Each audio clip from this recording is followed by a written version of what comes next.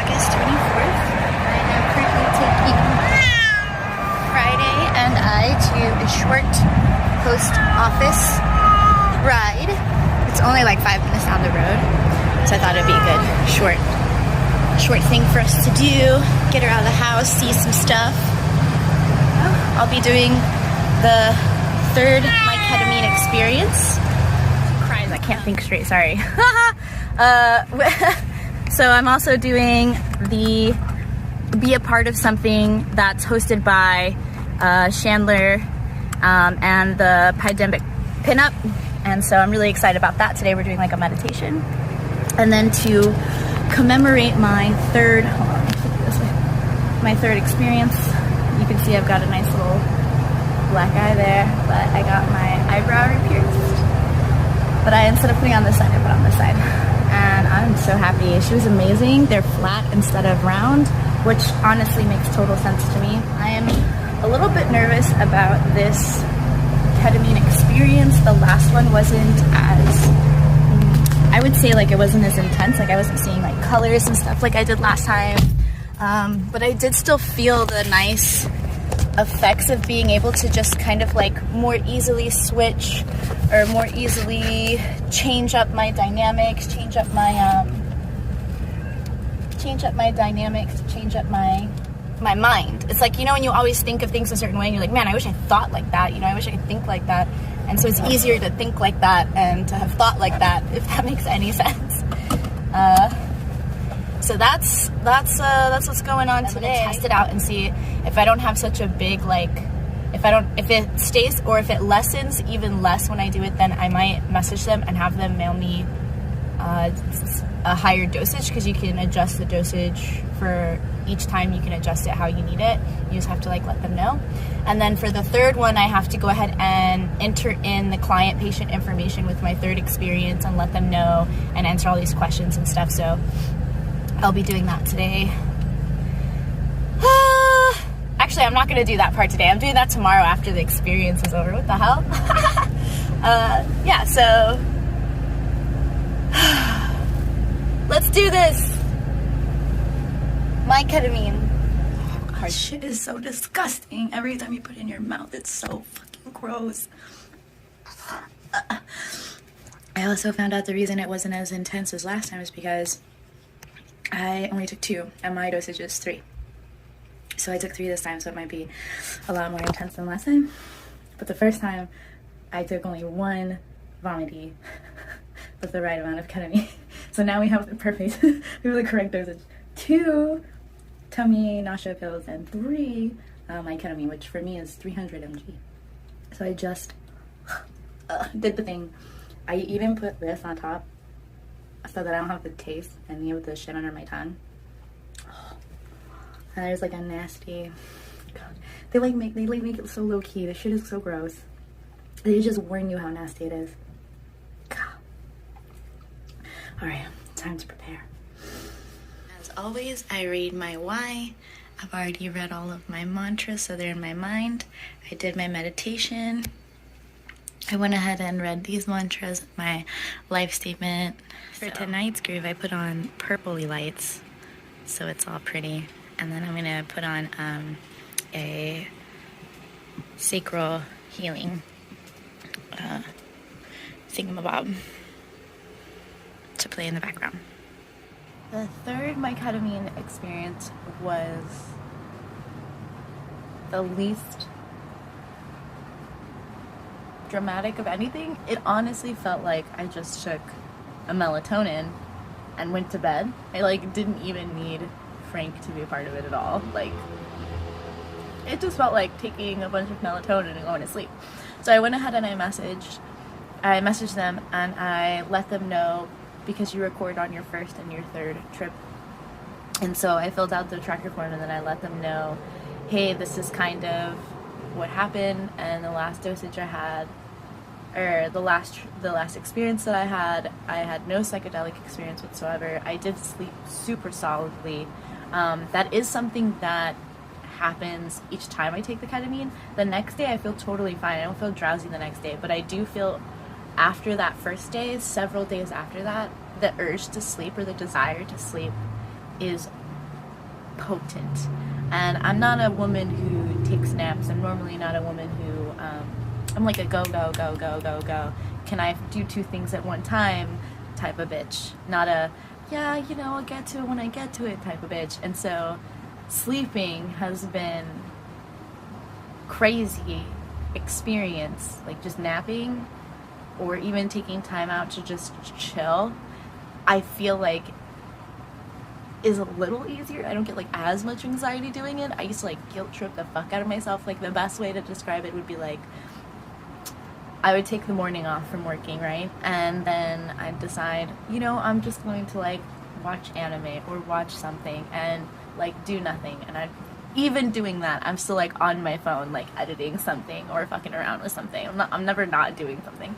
And so then I'd feel guilty because I'd be like, oh, I want to accomplish this. That I'd punish myself and I'd double it up. Like I double up the amount of work that I do. Or in order to earn that like reprieve, that like little break, that little nap, then I'd make my list ridiculously long. Like I'd be like, okay, to earn a nap, right? Just to be able to go to sleep when I feel like sleeping, I have to do 22 tasks and have to be done before this time. And if it's not all done before this time, then I don't deserve that. And like, it's just illogical. Like 5 tasks maybe, Jade, you know, or something like that. Anyway, so napping, after I take the ketamine the next couple of days, sleep is really delicious and good.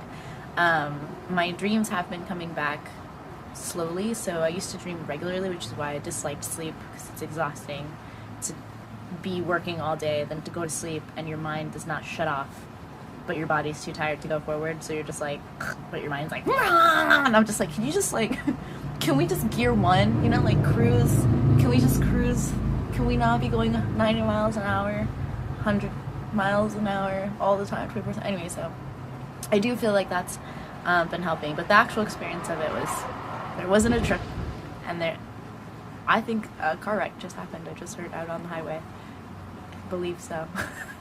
That's terrifying. It was non-existent. And then, because I'm taking them so close together, it's kind of hard to say if there's anything in between one experience to the other besides these small little moments. I did want to share a moment that I knew when therapy was actually helping me.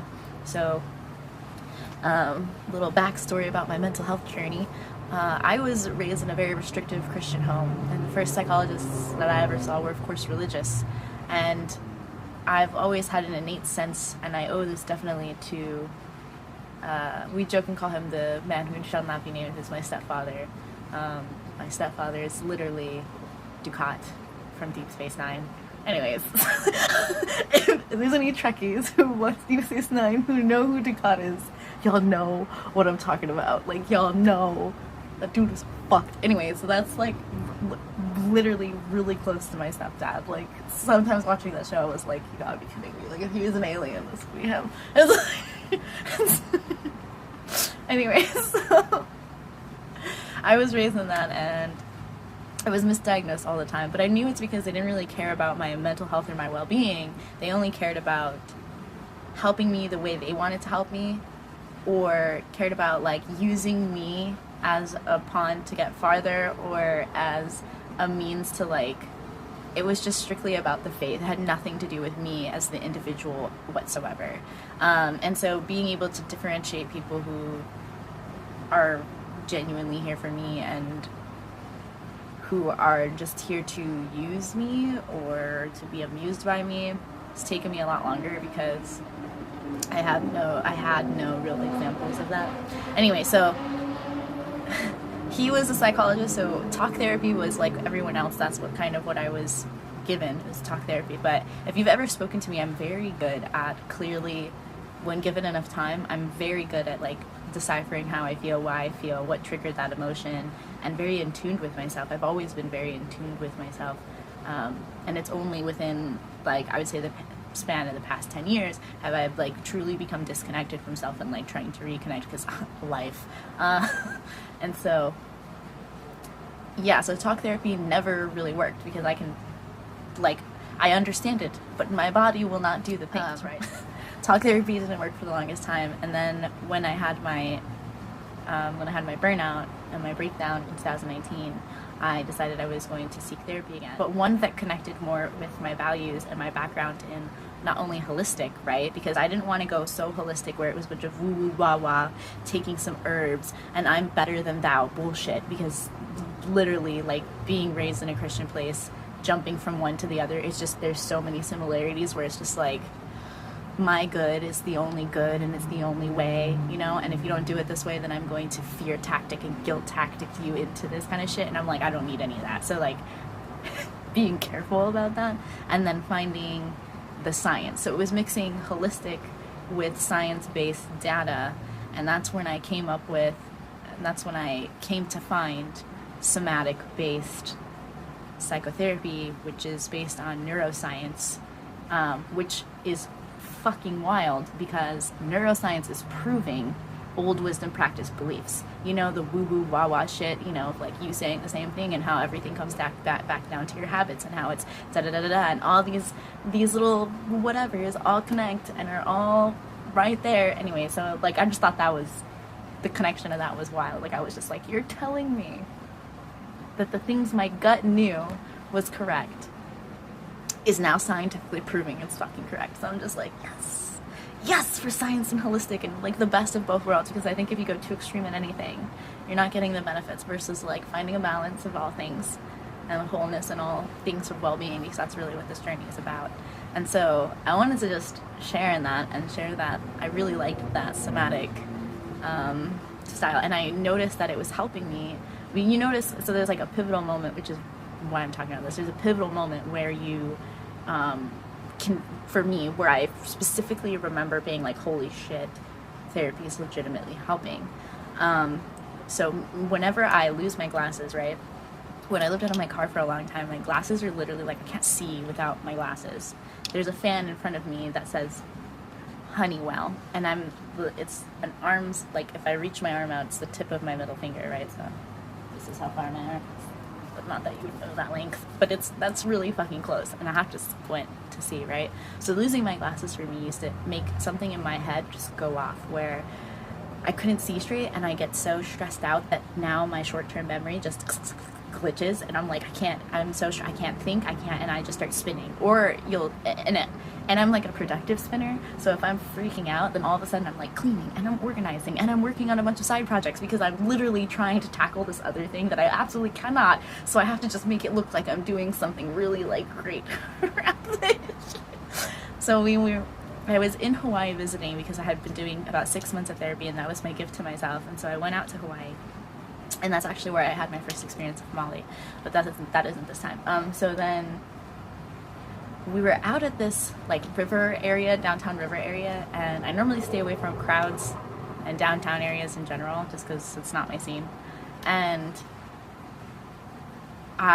we parked, and I walked out to the park, and I had no issues, and I was like, oh, it's just because I'm on vacation, I'm super chill. But then my glasses, I had taken them off because we were dancing and like blowing bubbles and like smoking and just having a good time, and I took my glasses off and I put them down next to the tree, and then I was walking back, and we had walked pretty far, almost all the way back to the car, and I was like, why can't I fucking see? I'm getting a headache.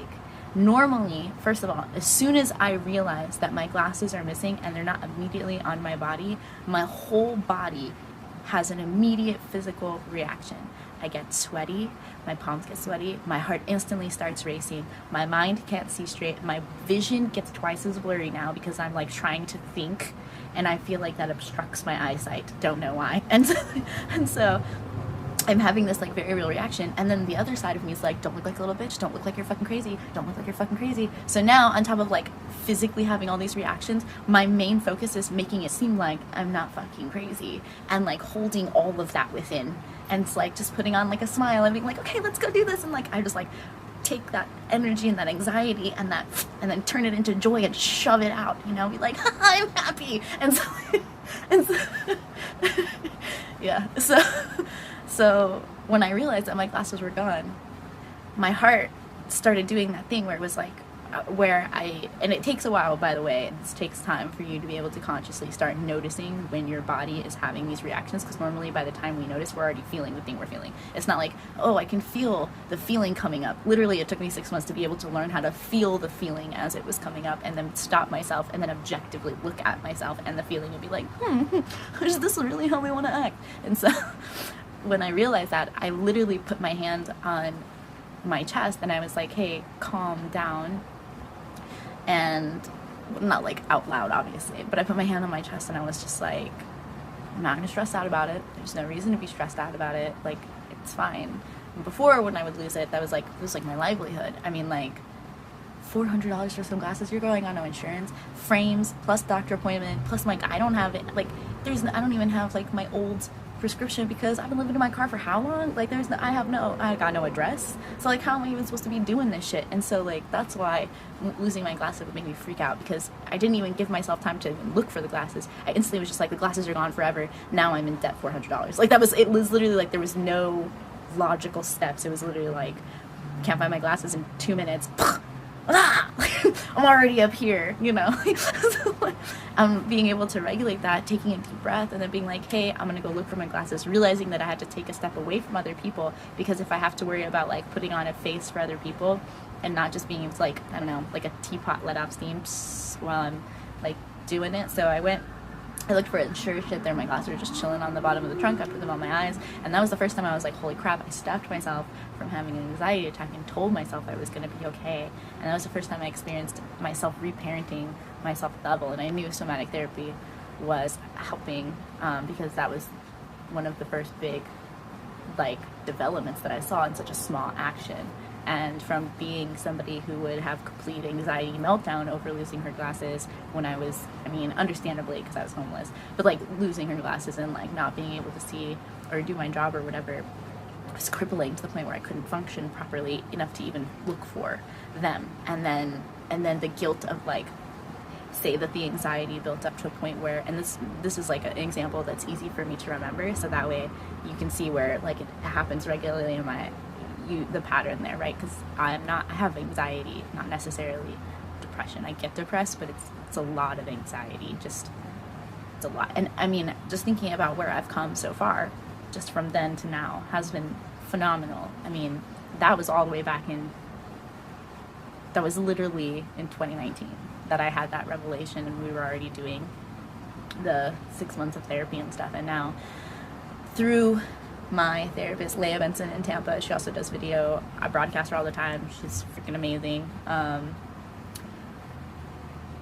so through somatic therapy, I saw a bunch of improvement, and it wasn't until my therapist decided to take this ketamine process that I was like, okay, I'm going to go ahead and check it out, and seeing so much improvement. And especially because me and her had talked about the few times that I had done psychedelics, the amazing mental relief I had after, where I felt like I could function like a normal person. The clearest way is like after doing Molly and having this really beautiful experience the next day. Normally, always, I'm filled with shame. It doesn't even matter if it's like I did things with the person I've been in a relationship forever. There's just always a stigma of shame that was just like a loud ringing in my brain that has just always been there forever. It is never, the existence of me without it was not even a thing. But then I did the Molly, and the next day I woke up and I was like, that's just humans having pleasure. There's absolutely no reason to have any shame about it whatsoever. I've just been taught to be ashamed of me desiring pleasure, and me desiring more, and me wanting more, and me taking my own desires and pleasures into my own hands. And like that, like insistent, I don't know, in your head, just gone. Like I woke up the next day and it has never come back. And not phenomenal, right? And so apparently that's the creation of a new neural pathway. and so I'm all about it. And so I wanted to share that story along with the first time I saw improvement. And the next time I do the ketamine, is not going to be for a while. I've got a lot of work going on, and I really want to take time out. Like if I'm going to do this, I want to make sure that there's time dedicated where I can just simply focus on that. So if anything goes bad, or if I'm super exhausted, or if I happen to work through something heavy, I have the time set aside to allow myself to feel my feelings, which has been a fucking trip. Feeling your feelings, by the way, it's hard. Feeling your feelings is a whole thing. It's like so easy to say, so hard to follow through and do, because how many of us are actually taught to deal with or consistently feel our feelings, or even taught how to properly vocalize or communicate how we're feeling? Everything that I've learned, every way that I've been speaking has all been taught to me. All been taught. And I'm just gonna like keep soaking up the privilege of being able to fix my mind. Because mental health care is a privilege. Mental health is a privilege. Being able to do this is completely a privilege. So yeah, anyways, done rambling. Thought I would share that with you. Thought I'd share something else with you, since the trip and the actual experience of the trip number 3 was so meh, you know. So the next trip I'm hoping will be really good. We upped my dose to 500 and increased the nausea medicine as well. I didn't know that was an option, so then we're going from 300 to 500, and I am also going to order this book because I can't do counseling and then my ketamine at the same time. I just can't afford it. So instead we're doing, they gave me a recommendation of this like book that helps you integrate, and what was awesome is that it's only like $7. So I was like, hell yeah, I can buy a workbook. Girl loves workbooks. Give me all the workbooks. I am a forever student in my heart. That's literally what I want to be. A forever student, you know? But learning about the shit I want to learn about, obviously. Obviously. Alright, thanks for listening, and until the next experience.